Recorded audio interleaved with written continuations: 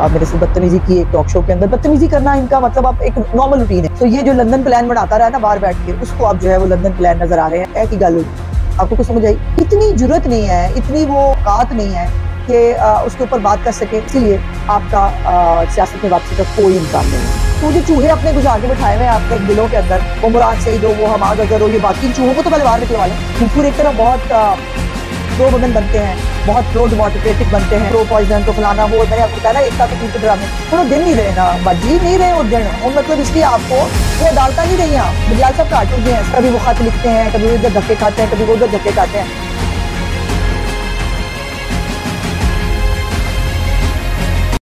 बिस्मिल्लाहिर्रहमानिर्रहीम, अस्सलाम वालेकुम। टुडे विद अज़मा बुखारी के आज के व्लॉग के साथ मैं हाज़िर खिदमत हूँ। और आज हम पहले तो मैच हो रहा है साउथ अफ्रीका और पाकिस्तान का।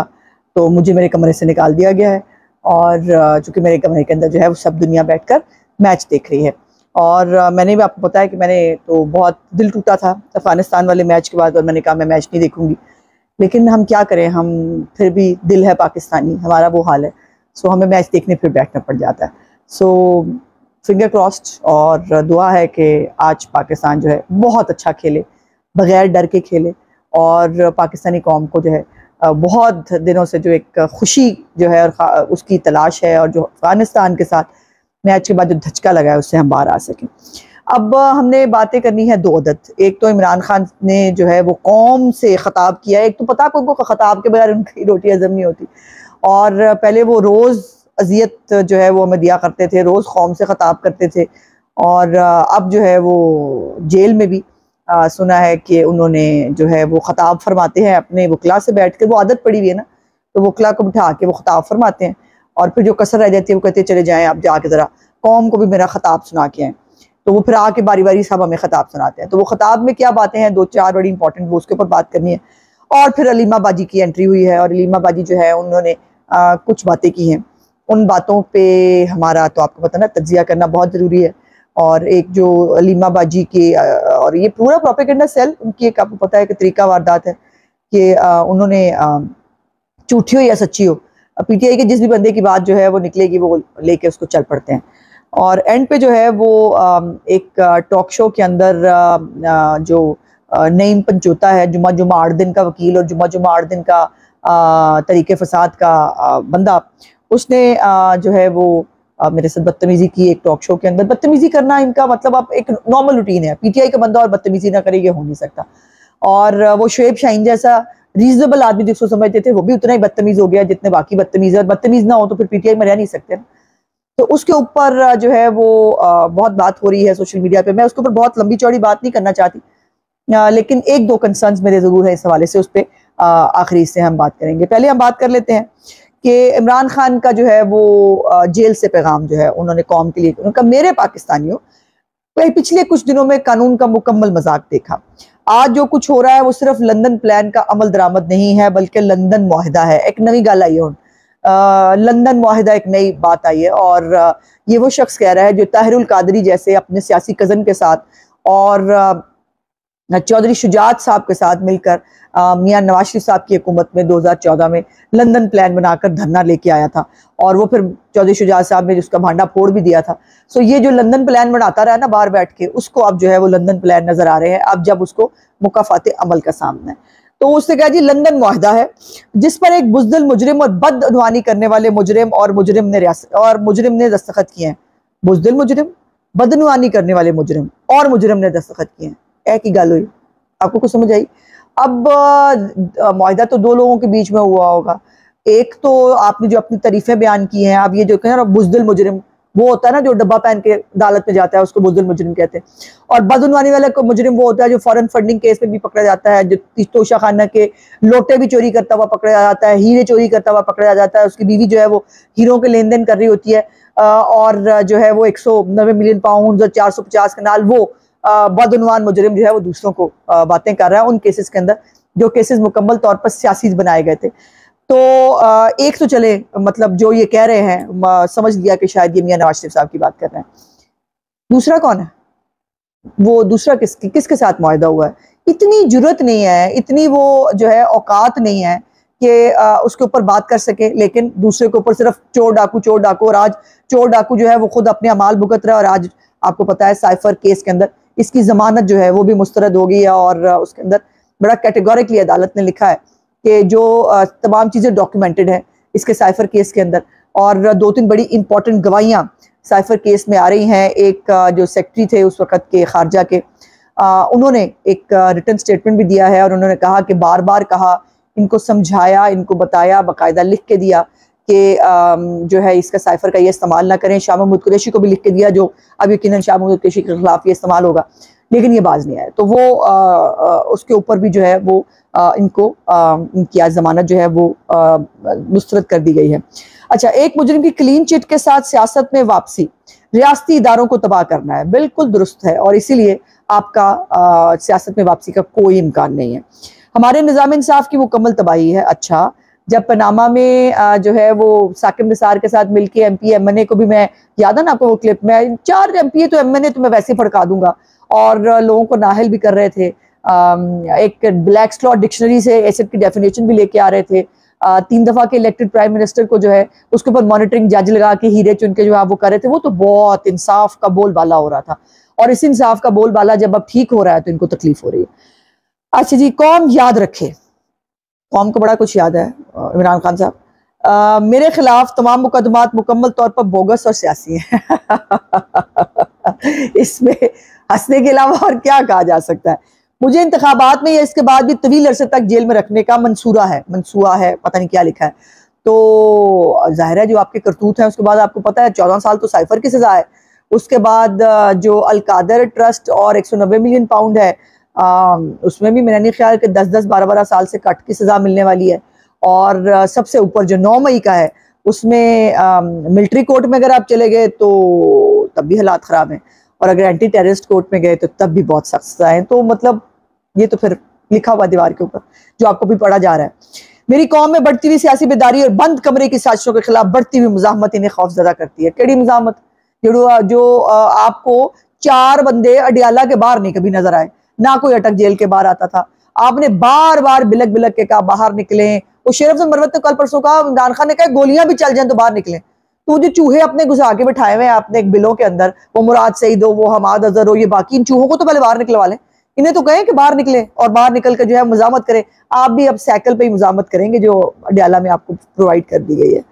वो जिस्मानी तौर पर फिट हो, मेरी जान लेने की 2 बार कोशिशें की जा चुकी हैं। अल्लाह, मतलब अंदाजा लगाओ, जान लेने की कोशिशें नहीं होती, मैंने कई दफा बताया, जान ले ली जाती है अगर वाकई किसी ने जान लेनी हो तो।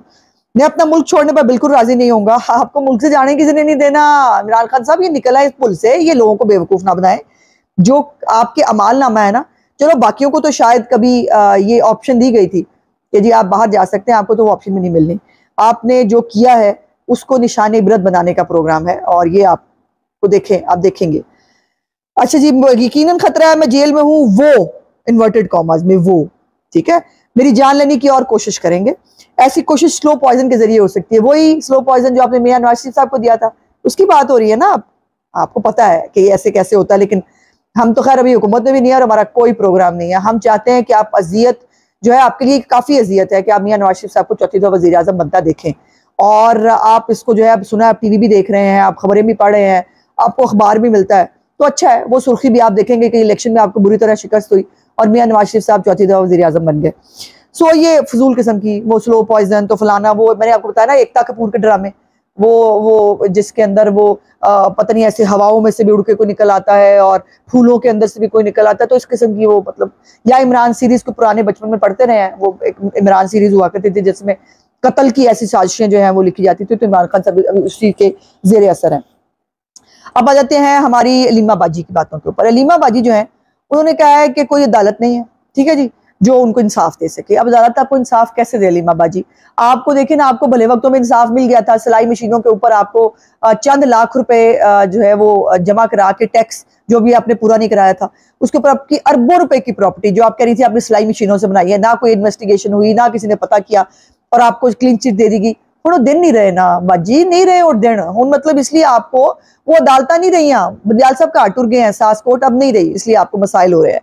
और अब उन्होंने अगली बड़ी मजेदार बात की, उन्होंने कहा फिर अब ऐसा लगता है कि हम भी जेल जाकर बैठ जाएं, यहाँ तो हमारा काम खत्म हो गया है, हम भाई के साथ खड़े हैं। तो जेल कोई मामू का घर थोड़ी है कि आप उसमें जाके बैठ जाएंगी। वैसे तो आपके जितने आपके खांचे हैं वो एंटी टेररिस्ट कोर्ट में जो आपकी 9 मई के मामलात हैं, जो एंटी करप्शन के अंदर आपकी चीजें चल रही हैं, जो आप और आपकी बहनें जो हैं वो लोगों की जमीनों पे कब्जे करके और सरकारी इन्फ्लुएंस इस्तेमाल करके जो आपने जमीनें खाई हैं, उसका तो जाहिर है आपको जवाब देना है। उस चक्कर में तो आपको शायद जेल जाना पड़ ही जाए। तो वो उसमें आप इतनी मजलूमी और हमदर्दी का कार्ड न खेलें, आप अपनी करतूतों की वजह से जेल जाएंगी अगर गई तो। उसके बाद बड़ी एक इंटरेस्टिंग बात उन्होंने हफीजुल्लाह नियाजी साहब के बारे में की। उन्होंने कहा कि हफीजुल्लाह नियाजी से हमारा 10 साल से कोई ताल्लुक नहीं है, ना हमारी बहन का कोई ताल्लुक है। वो सदर अलवी से जो है वो नून लीग के नुमाइंदे होने की वजह से मिल रहे हैं। बंदा 10 से मतलब बाजी ने बंदा की कहे। और वो कहती है कि हम जानना भी नहीं चाहते उनको। और एक ही इमरान खान ही उनका जो लीडर है, जब उनको पूछा गया कि आप पार्टी को लीड करेंगे, अभी 2-3 बातें। बेचारे हफीजुल्लाह नियाज़ी क्या कर रहे हैं, उनका 10 साल से ताल्लुक नहीं है, इसलिए तो उनके बेटे का तबाही बर्बादी हो गई। आप बहनों के सर के ऊपर उन्होंने अपने बेटे की तरबियत छोड़ी, जो मामू और बहनों के पीछे लग के आज वो कुछ भुगत रहा है या भुगतने वाला है, जो शायद एक बाप बर्दाश्त नहीं कर सकता। इसलिए कभी वो खत लिखते हैं, कभी वो इधर धक्के खाते हैं, कभी वो उधर धक्के खाते हैं। और आप जो है अभी भी आप बहनें जो हैं वो सियासत फरमा रही हैं, और उस बच्चे की आपको जो है वो कोई एहसास नहीं है। ठीक है, फैमिलीज में प्रॉब्लम्स होती हैं, उनकी बेगम से उनका कोई ताल्लुक नहीं रहा, लेकिन बेटे से उनका ताल्लुक है। बेटे को तकलीफ में बाप नहीं देख सकता, लेकिन आपको उसका भी एहसास नहीं। आप अभी भी आप माशाल्लाह फिट हैं, आप बहुत हशाश पिशाश हैं, आपको कोई फर्क नहीं पड़ा कि आसान के साथ क्या हो रहा है। वो बेचारे कभी खत लिखते हैं अदालतों को, कभी अब वो सदर अलवी से पता नहीं काहे के लिए मिलने गए हैं, और वहां भी ज़ाहिर आसान के लिए कोई तरला मिन्नत कर रहे हैं। नून लीग के नुमाइंदे को सदर अलवी से मिलने की कोई जरूरत नहीं है। आप खुद ही तो बता चुके हैं सदर अलवी से जो है वो इमरान खान भी नाराज है, तो बीबी किसी एक तरफ टिक तो जाए ना। तो मुझे अफसोस हुआ जो उन्होंने बातें हफीजुल्लाह नियाज़ी साहब के बारे में की, उनको अभी भी कोई जो है वो शर्म और हया नहीं आ रही। लेकिन दूसरी तरफ वो अपने भाई की जो है बेटों से बात करा के बड़ी खुश हुई हैं। वो कह रही है बहुत अच्छी बात हो गई है, बेटों से उनकी मुलाकात बात हो गई है। अब इमरान खान के बेटे जो हैं वो बेटे हैं, लेकिन हफीजुल्लाह नियाज़ी का बेटा जो है उसको अपने बाप से मोहब्बत, और बाप को बेटे से मोहब्बत नहीं हो सकती। मतलब ये बात आप देखें, उधर बेटे आराम से चिल पार्टी कर रहे हैं, वो क्लब्स में जा रहे हैं, वो मूवीज देख रहे हैं, वो सब कुछ कर रहे हैं। लेकिन अब इमरान खान ने इसमें एक इस्लामिक टच डाला है। वो टच क्या है? कुरान पाक को कह रहे हैं मैं पढ़ रहा हूँ, और मैं रोज जब पढ़ता हूँ तो मैं सोचता हूँ कि क्या सबक निकालूं जो मैं अपने बच्चों को दे सकूं। वैसे तो उन बच्चों की उम्र गुजर गई है अब सबक देने वाली। वो जहाँ पर उनकी तरबियत हो गई है वो वहाँ पे अब क्या ही कहा जा सकता है। मैं किसी के अकायद पे तो बात नहीं करना चाहती, लेकिन ये सबक उनको बचपन में दिए जाने चाहिए थे। और जैसे मैंने कहा था कि वो सबक तो आप खुद कहते हैं कि आपको बुढ़ापे में मिले हैं, तो अब वो बच्चे आपका सबक लेंगे नहीं लेंगे। और मैंने जैसे बता चुकी हूँ कि वो तो पार्टी कर रहे हैं, उनको तो ये भी फिक्र नहीं है कि आप कहाँ क्या करते फिर रहे हैं। अच्छा, फिर उन्होंने वही लंदन प्लान का एग्रीमेंट हुआ है और इलेक्शन से बाहर रखने की वो कह रहे हैं कोशिश हो रही है, वकील बहुत मेहनत कर रहे हैं, लेकिन एंड पर उन्होंने कहा लोगों को उम्मीद नहीं रखनी चाहिए। तो आपको असलियत का पता चल गया है कि इमरान खान को जो उसके अमाल नामे थे उसके ऊपर अब उसको ना बंदियाल कोटे रही हैं, ना अवाम पागल रही है कि वो आपके इस्लामी टच के पीछे या आपके झूठे प्रोपेगेंडे के पीछे जो है वो लग के आपकी हर सच्ची बात को, झूठी बात को जो है वो सच मान ले। तो ये अब वो दिन नहीं रहे। उसके बाद जो है वो कह रही हैं कि डायरेक्टली उनको किसी ने नहीं कहा, ऑफर नहीं हुई बाहर जाने की, लेकिन लोग कह रहे हैं कि इमरान खान को बाहर भेज दें। वो इनको कह रहे हैं, वो नहीं होते इनके अपने जो कि जी वो आप इमरान खान को बाहर क्यों नहीं भिजवा देते। मैंने पहले भी गुजारिश की है, इमरान खान बाहर नहीं जा सकते। जो करतूत उन्होंने किए हैं, जो इदारों के अंदर बगावत करने की उन्होंने कोशिश की, जो उन्होंने शोहदा की तौहीन की, जो पाकिस्तान के ख़जाने को उन्होंने खाया, जो अपने इख्तियारात का नाजायज़ इस्तेमाल किया, जो पाकिस्तान के जो अखलाकियात है कौम की वो तबाह बर्बाद कर दी, जो दहशतगर्द पाले इमरान खान ने, उनसे इन तमाम अमाल से इमरान खान को माफ़ी नहीं मिल सकती।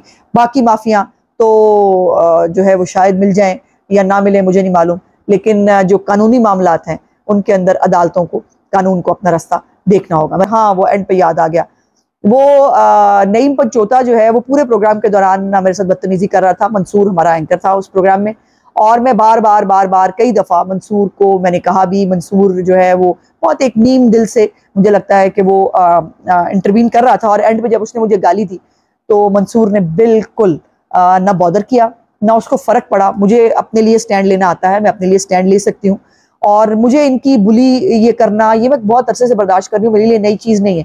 लेकिन मुझे दुख और तकलीफ मंसूर के रवैये से हुए है। मंसूर एक तरफ बहुत प्रो वुमेन बनते हैं, बहुत प्रो डेमोक्रेटिक बनते हैं, बहुत वो औरतों के हकूक़ की बात करते हैं, लेकिन जब भी बॉल उनकी तरफ आती है, वो मरीम नवाज का लीक्ड इंटरव्यू हो या हमारे साथ टॉक शोज़ में एक दफ़ा आसमा के साथ भी हो चुका है, उस वक़्त पता नहीं मंसूर क्यों मासूम बन जाते हैं, मुझे इस बात का जवाब नहीं मिला, लेकिन मैं हर्ट हुई मंसूर के इस रवैये से। मेरा आज का व्लॉग देखने का बहुत शुक्रिया। इंशाल्लाह अगले व्लॉग में फिर बातचीत होगी। मेरे चैनल को लाइक, सब्सक्राइब और शेयर जरूर कर दिया कीजिए। खुदा हाफिज़।